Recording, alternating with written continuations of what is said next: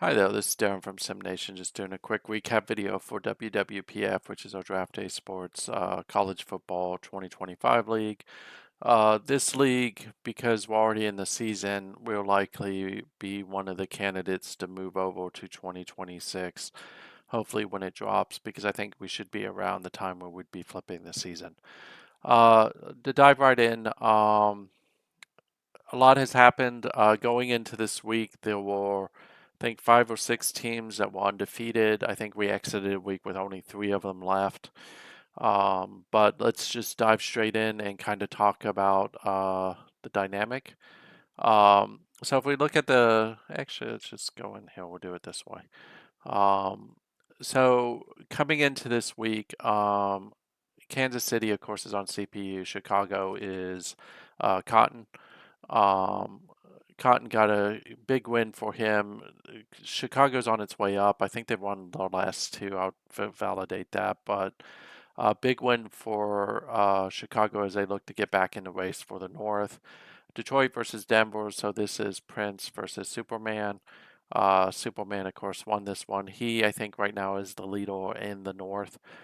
A little bit of a shock here. I would have expected Denver to take this one, but Denver's not having the best of season. And what you saw here was definitely McDougal was a big reason, who's, of course, Detroit's star running back.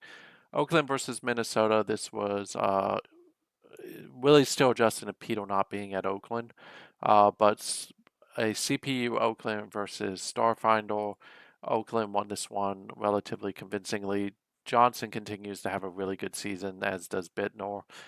So they haven't really dropped off huge, other than the fact that if this was Peter, I don't think they would be 3-2. Um, Starfinder will need to get some wins if he's going to get into the race for the North. We'll talk about that in a second. New England versus Atlanta. This was a little bit of a shock score to me. I expected Shark to win this one, and Atlanta beat them, who's on CPU. Some of the issue here, of course, is defense. This was a straight shootout, which Atlanta came back in the fourth and won it. Carolina versus Buffalo. This one kind of got ugly pretty quick. So Visible versus the CPU. Uh, Baker has just been a huge addition for Carolina in taking a team that already was very impressive and made them just much more. Soa versus the CPU at New Orleans. Miami gets the win. A big win for Soa. He needed this one to stay competitive against what the Jets are doing and to try to build some space between him and Shark at New England.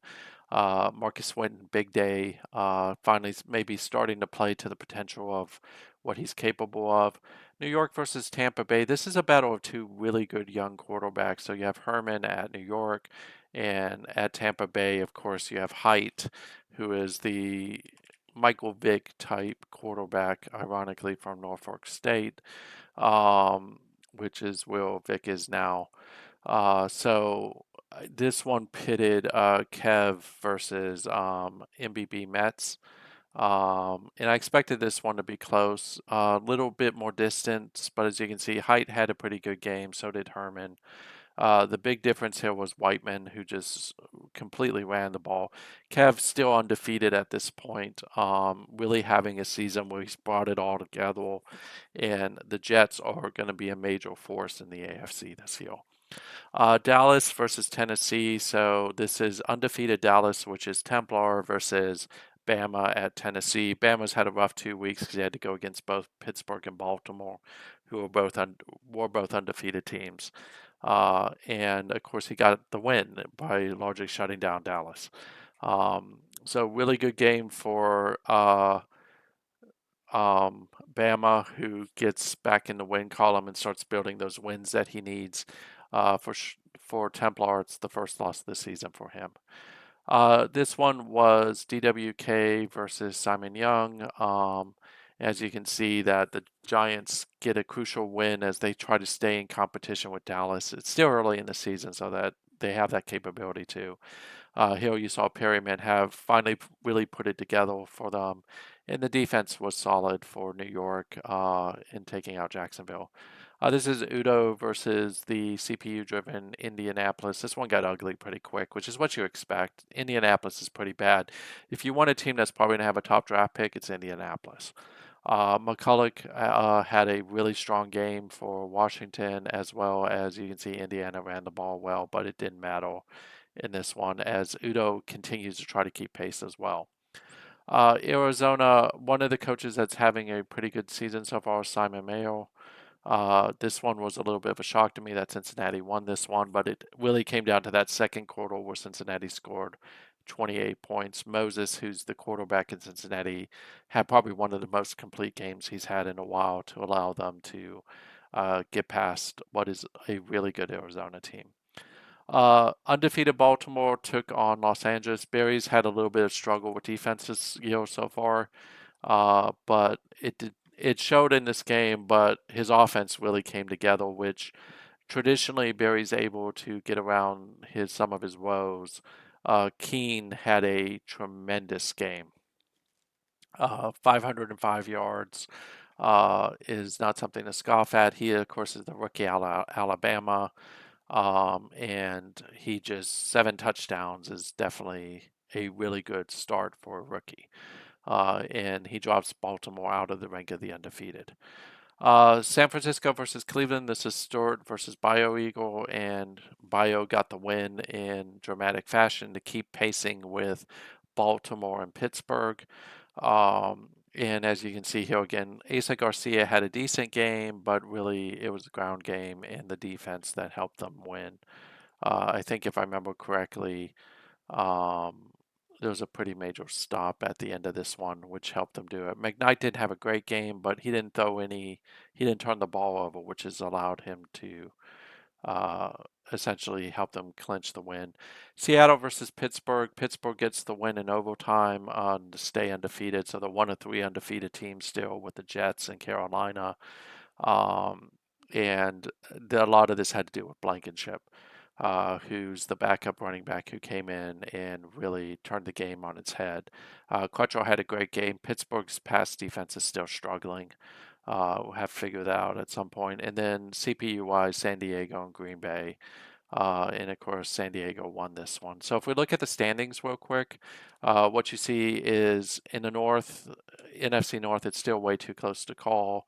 Still way too close to call in the South. You have 2 teams that are really differentiating themselves with Carolina and Tampa Bay. Tampa Bay, of course, is having a pretty good season because of Lewis Height, who doesn't throw many interceptions and he's pretty solid across the board. Of course, he's getting outshined by Ron Baker at Carolina. Templar still controls his destiny in the East. DWK is making it a little bit difficult for him. Udo can jump back in there. The West is still functionally a mess. Simon's in the lead right now, but you have both Stewart and Barry who are looking to clinch that. The North is still very, very tight with Pittsburgh undefeated, but you have Cleveland and Baltimore who are just right there. Baltimore, of course, is a CPU team. This is Bio Eagle.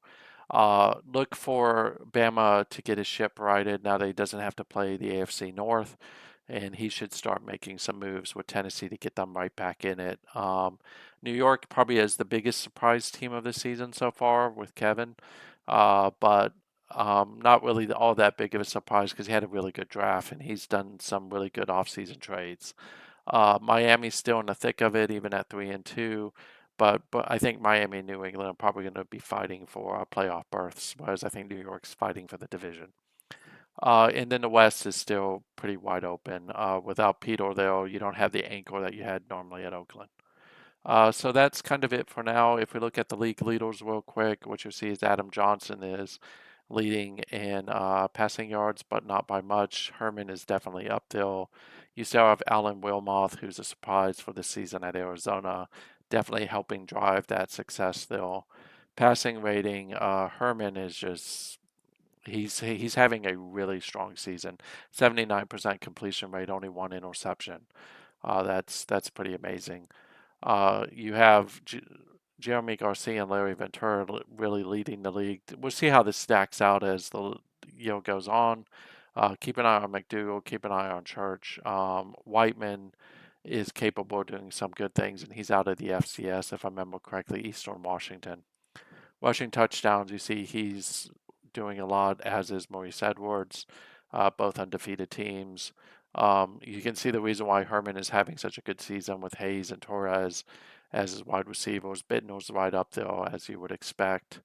Receiving touchdowns, still Bittner. He leads most seasons with this, and then you can see points as well. Sack wise, it's a shock kind of not to see Sousa uphill, but he's been hurt most of the season. So that's opened the door to allow other people. And Hubert Marquise is definitely having a really good season so far. The second year man out of Duke. You can see he's definitely well outperforming what he normally does.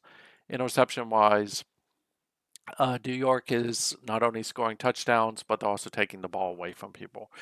So it'll be interesting to see what happens.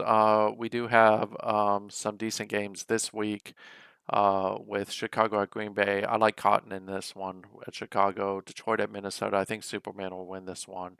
Dallas, Templar will get right back on track with Philadelphia by downing them. This will be a really good game against DWK and Udo. I do like New York in this one. San Francisco versus Arizona. This one's really too close to call for me, but I think Arizona's going to edge out San Francisco. I think Barry's back, so I think LA's going to beat Seattle. Cleveland should upend Baltimore in this one. Bio is having a really good season. Pittsburgh should easily get past Cincinnati. Houston should down Jacksonville. Bama and his Tennessee Titans should get a win against Indianapolis. New England should upend Buffalo as Shark tries to get the win. I like New York in this game against Miami, although it should be close. Oakland and Denver, I like Oakland. San Diego should beat Kansas City. And then Atlanta and New Orleans. I like Atlanta in this one. So, all in all, it should be an interesting week. If you want to join us, definitely let me know. The Discord links are in the video. And hope you have a great night. Thanks.